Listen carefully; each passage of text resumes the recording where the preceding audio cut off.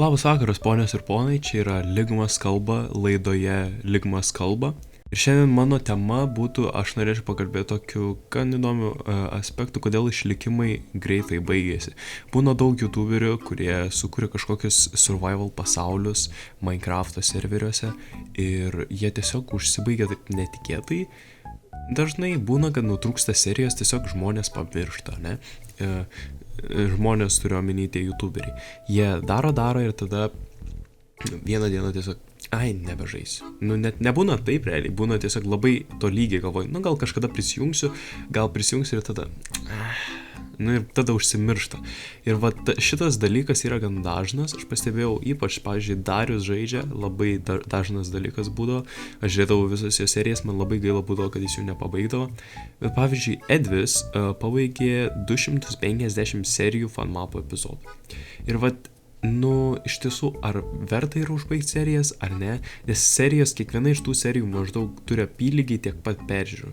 Galbūt pabaigai žmonės kartais sugrįžta, bet dažnai ne, iš tikrųjų, dažnai hypas tiesiog dingsta. Aš, pavyzdžiui, dariau BAP išlikimą ir aš net nejutau to community jausmo, kad kažkam rūpėjo BAP išlikimas tiek, kad ta 12 serija gautų daug peržiūrų. Ta prasme, ten niekas realiai tiesiog buvo eilinis epizodas, gal net realiai buvo mažiau nei average epizodas.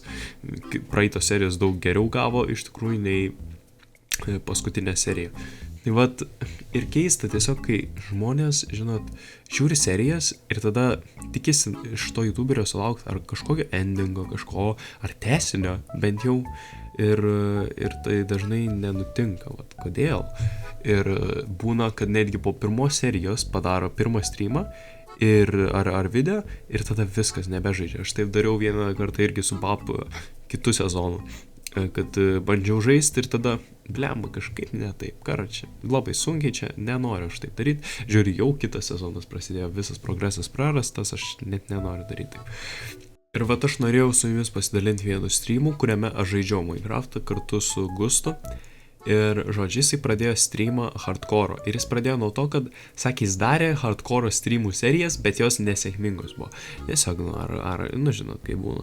Ir tad, klausimas, tada jisai sukuria naują, jisai visai hyped žaist, bet tada vėl baigėsi šitas streamas, jis daugiau niekad nedarė nieko naujo. Ir aš galiu papasakoti šiek tiek siužetą viso šito streamo. Tai dažniausiai tiek grinai mano visi single player pasauliai nueina, kiek nuėjo šitas streamas. Tai jisai hardcore'as visų pirma, aš mirt negaliu, tai reiškia, aš ateinu ir aš galvoju, gal reikia gal tiesiog reikia patrolint Gustą, nežinau, ar aš noriu žaisti čia išlikimą. Bet tada prasidėjo dalykai, kad aš bandžiau jam padėti dalykus gauti ir tada mes pasistatėm namuką, kur, realiai buvo žiauriai fun laikas. Aš tiesiog net nebuvau pokalbių su Gustu, bet aš jam rašiau žinutės, jisai tų žinučių nematė ten, tiesiog vargas buvo. Jisai Minecraft'o žinutės išsijungęs, bet aš tiesiog girdėjau jo streamą, aš klausiausi jo streamą ir mes taip žaidėme išlikimą. Gal jam realiai gal fainiau yra kartais vienam, žaisti, skirtingi estetiks yra. Aš būčiau prisijungęs, aš būčiau šaudas kalbėjęs. Ir žodžiu, mes pasistatėm mini namuką tokią, ne? Ir kas tam namukė buvo ten visokių daug ženklų, daug creeperių, žiauri fun mobai, čia stupid, sakau, tokia pirma naktis Minecraft'o ir šisa pirma diena SMP realiai. Tokia būna, tai labai fainas jausmas prisiminti. Po to mes daug keliavome, aišku, ir tada radom urvą. Mes tam urvę gan ilgai kinisomės tenais. Gustas čiūjį net nenorėjo, nes čiūjį galvoja, flema, kam čia žiūrovom įdomu, urvuosi kas nes. Bet aš žiauriai hype buvau, nes ten išlikimas. Ir jis dabar jau Gustas nebenori pabėgti nuo manęs, nes aš jau prisirišau per daug prie jo čionais kaip šuo. Ir aš nėriau į tą povandeninį urvą ir aš radau, jis ten galvoja, kaip tu nepadūsti, kas to yra. Aš su šitom durim pasidėjau oro tarpelį. Ir radau deimantų, kas po mental tiek deimantų rast. Tiesiog po vandeniu, labai atsitiktinai. Čia buvo visai kieta operacija deimantas, kiaušinys. Tada keliavom toliau, aišku, ir atvykom į Sniegynus, kas irgi iconic momentas, kad radom tą požeminį rūsį, kuris, nėra visiškai dažnas dalykas, kad būtų kiekvienam iglu. šitas rūsys, nėra kiekvienam, tai visai kietas dalykas. Taip pat tada vėl keliavom toliau, realiai nieko, ten ypatingo nebuvo su to Rusiu, mes kažką prikolinom, ką žinau. Tada radom laivą, icebergę, ta prasme, what the hell, čia žiauriai kieta vieta, aš nesuprantu, tipo, retas dalykas, rasti laivą sausumoje, pavyzdžiui, aš prisimenu vieną Aternos pasaulį, kur gan daug progreso darėme su draugais. Tai tam Aternos pasaulyje aš turėjau pasidaręs laivą ir radau laivą, atsikasiau jį visą ir atkūriau tiesiog, atstačiau jį visą, remontavau, Jesus, žodžiu. Ir visas tas laivas buvo ir aš pamenu, ten jame sėdėjau, tada slėpiaus, nemiegodavom naktim, mes ten tam servė, tai fantomai spawnintis pradėdavo, aš tam laivę slėpdavaus visą laiką, ja. Buvau netgi pasidaręs elevatorių iki pat apačios, ten, tipo Soul Sand, tie elevatoriai, kur būdavo, ir yra dažnai naudojami. Tai aš tą pasidariau ir tiesiog, kad būdavo to, kaip čia, man rodos, buvo grinai išėjus 1.13 versija ir ten, iš viso žiauriai kietas pasaulis ten buvo, aš biškai nuklydau, bet ten buvo laivas ir tada šalia buvo visi tie draunedų, tos akmeninės, kaip jos vadinos, struktūros, tiesiog tos akmeninės, visi tie bokšteliai, kurie po vandeniu būna, nes draunedai ten gyveno.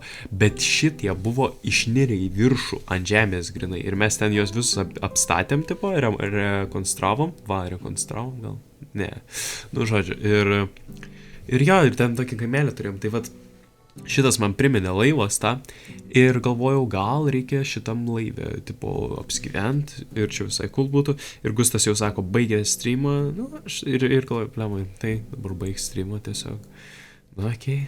Tipo, sėd, aš dar norėčiau visai čia pastatyti, nes čia toks cool namas, bet aišku, aš švaistau laiką, šiandien visą vakarą turėčiau daryti naudingesnis dalykus, bet ne, aš švaistau laiką ir žodžiu. Kas nutiko, aš galvojau, dar pažaisiu biškį išlikimą, pastatysiu kokią chatą, kad jis galėtų prisijungti ir tada jis išjungė servą, tai aš nebegalėjau nieko statyti. Jo, bet, ir problema ta, kad jis tiesiog niekad nebeprisijungė atgal, bent kiek aš mačiau jo streamus, tai jis nebedarė to hardcore streamų. Ir nežinau, ir kartais būdavo tokie, kur be pabaigos serijos, arba kur tik pradėtos serijos ir niekad nepratęstas, būna tokių serijų. Ir čia liūdnas dalykas, kodėl taip nutinka. Nes nėra, aš manau, kad nėra motyvacija, nėra tik motyvacija. Nes, ta prasme, ar taip sunku paspausti vieną mygtuką. Bet sunkiausia dalis ir yra paspausti vieną mygtuką, pasijungti streamą, pasijungti serverį.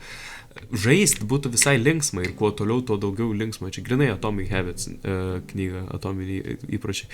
Nes tu, įpročių nenori šiaip daryti. Tau reikia juos tiesiog kažkaip appealing padaryti gražius, tokius, kad norėtum daryti tos įpročius.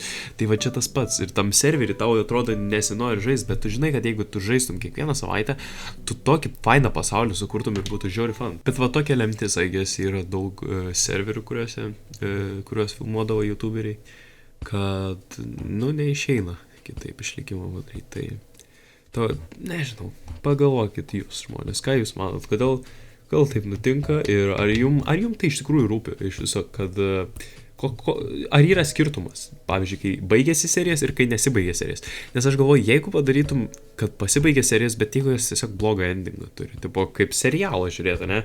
Tu pasižiūri ir lievas endingas, tai koks tolkas tada šitas serijas, tipo galėjo nepabaigti. Būna kur, tai jau galėjo geriau cancelint tą serialą ir neįkelt šito naujo sezono, nes pabaiga lieva. Game of Thrones. Tai ta prasme, tiesiog kartais iš tikrųjų gal yra geriau nepabaigti serijų, bet liūdna iš tikrųjų. Ir tas liūdesys yra vienas iš gal net tokių pozityvių jausmų, nes tu su nostalgija prisimeni tas serijas ir tuo tau jos ir patinka, kad jos yra nebaigtos, tu vos nesusigalvoji savo pabaigą ir mėgaujas tom serijom labiau. Tu vertini tas, kurios buvo įkeltos. Ir jeigu ten tavo mėgstamiausias pasaulis ir jis nepabaigtas, liūdna. Nes, pavyzdžiui, deginančiam karštį Darius žaisdavo, ten visokius serverius jisai kurdavo žaisdavo, nebūdavo normalių pabaigų, visur tiesiog hypas dingsta. Jo, sunkiausia yra išlaikyti tą nuoseklumą žaidimo serveriuose ir manau, čia yra dažna problema, bet kažkaip reikia privers žmonės, žinot, reikia rasti tokių gražių būdų. reikia rasti, kad norėtų žmonės žaisti serverį, tiesiog surasti kažką apylank, kad va, davai einam šitą paveikti pastatyti serverį. Nežinau, ar tai veikia, nežinau, bet tiesiog gal reikia pabandyti tokius dalykus. Ir jo, manau tiek aš turiu minčių dabar ir vat liūdna, sakau, kad išlikimai baigės, bet galbūt kai kuriem taip yra lemta. Tai pasidalinkit irgi savo nuomonę. Čia buvo Ligmas kalba iš laidos Ligmas kalba ir susitiksim kitam pokalbiui. Galbūt, o gal ir susitiksim kitokioj srity.